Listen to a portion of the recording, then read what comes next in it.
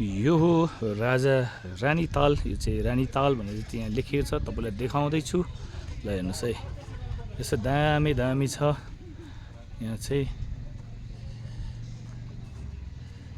यो जुन त लाग्यो ताराले गीत गाउने आएन है, यस्तो छन् दामी दामी छ नि। तपाईँलाई दामी दामी देखाउँछ। नेपालको झन्डा छ यहाँ। यसो गएपछि यो चाहिँ ताल हो, यहाँ यसरी ताल छ। तपाईँलाई यो चाहिँ धनकुटा जिल्लामा पर्छ। यो चाहिँ धनकुटा जिल्लाको राजा रानी ताल भनिन्छ। यहाँ यसो देखाउँदैछु तपाईँलाई कस्तो लाग्छ हेर्नुहोस् है। यस्तो छ यहाँ चाहिँ, यस्तो छ है यहाँ, यस्तो यस्तो सुन्दर छ यहाँ। यतिको ठाउँहरू छ देखाउँदैछु तपाईँलाई कस्तो लाग्छ।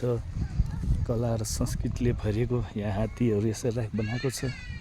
यहाँ चाहिँ अति सुन्दर ठाउँ छ है। यहाँ चाहिँ फुलहरू छ, आहा लोभिने ठाउँहरू बस्दै छ है। ल हेर्नुहोस् त, यहाँ हेर्नुहोस्, यहाँ हाम्रो नानीहरू।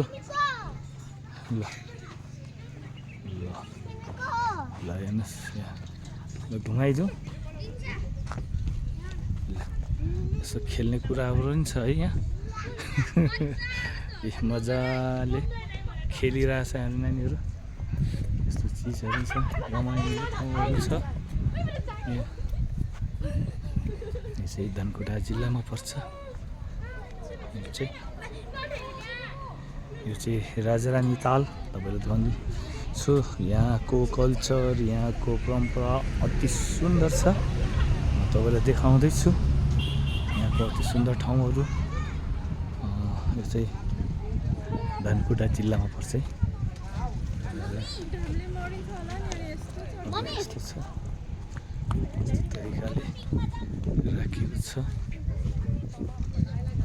यहाँ पर्यटन हिसाबले मान्छेहरू धेरै आउँछ है, धेरै आउँछन्। यहाँ यस्तो छ, यहाँ बसेर फोटो खिच्नलाई चाहिँ पोजहरू बनाएको छ। यस्तो तरिकाले फोटो सुट त्यस्तो छ, यस्तो छ। फेरि तपाईँलाई ताल देखाउँदैछु है। ए ताल हो यो चाहिँ, राजा रानी ताल।